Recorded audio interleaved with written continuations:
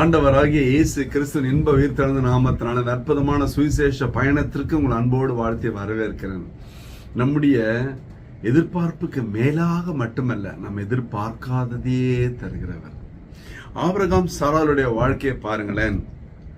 ஆண்டவர் பேசின பிறகு கூட, சொன்ன பிறகும் கூட நம்பிக்கை இல்லை. அடுத்த அதிகாரத்துல எகிப்துக்கு போய் இது என் மனைவியே கிடையாது என்றான்.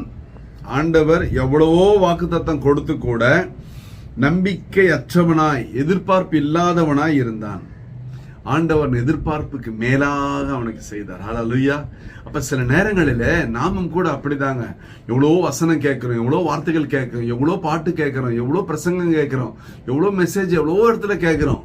அது வேற நாள் ஃபுல்லா வருது, யூடியூப்ல வருது, டிவில வருது, எதுலயோ வருது.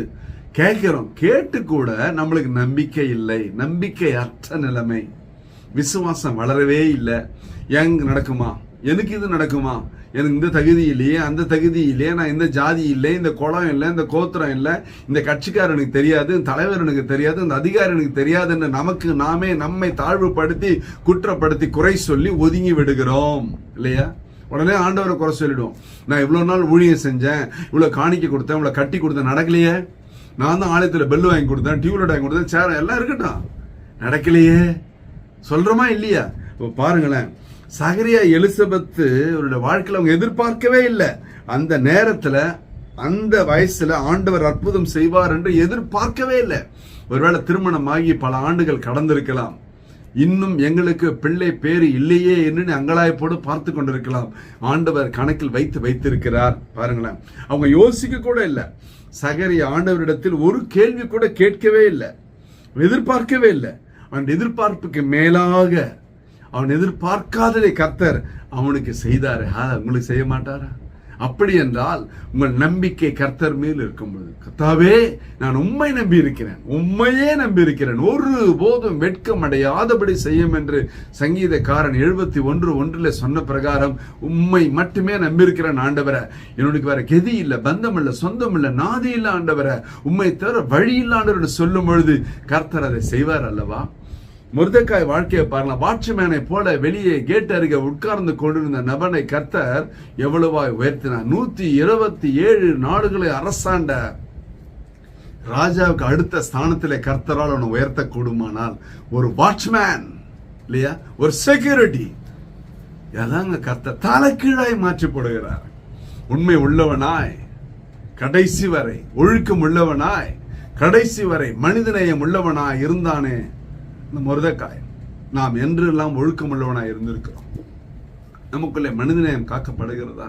அடுத்த நபர்களை, அடுத்த வழிபாடுகளை, அடுத்தவங்க விசுவாசத்தை நம்ம கனப்படுத்தணுமா, கௌரவப்படுத்தணுமா, பலகீனப்படுத்தணுமா, அசிங்கப்படுத்தணுமா? தெரியலன்னா விட்டுறணும் இல்லைங்களா?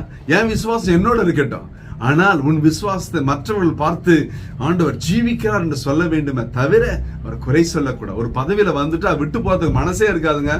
வயசாயிட்டு இருக்கும், வயசே முடிஞ்சிட்டு இருக்கும், ரிட்டையர் ஆயிடும், போக மாட்டாரு. அந்த பதவி சுகம், பதவி மோகம், பதவி வெறி இல்லையா, அவருடைய ஆட்கொண்டு விட்டது. ஏன் போறதானே, அடுத்தவங்க வழி விடலாம் முடியாத. அவரு தான் பதவியில் இருப்பார், அவங்க மனைவி தான் பதவி மாதிரி செய்வாங்க இல்லையா? எவ்வளவு போராட்டம் பாருங்க. யாருமே எதிர்த்து பேசுறதுல தெரியுமா? அவர் அபிஷேகம் பண்ணப்பட்டவர் என்ற ஒரே காரணத்தினால் தாவீது விட்டு வைத்தானே, அதே போலதான் அவருக்கு பயந்து நடுங்கி கூணி குறுகி அல்ல, பணத்திற்கா பதவிக்கா பயந்து அல்ல, கர்த்தரால் அபிஷேகம் பண்ணப்பட்டவர் என்பதற்காக.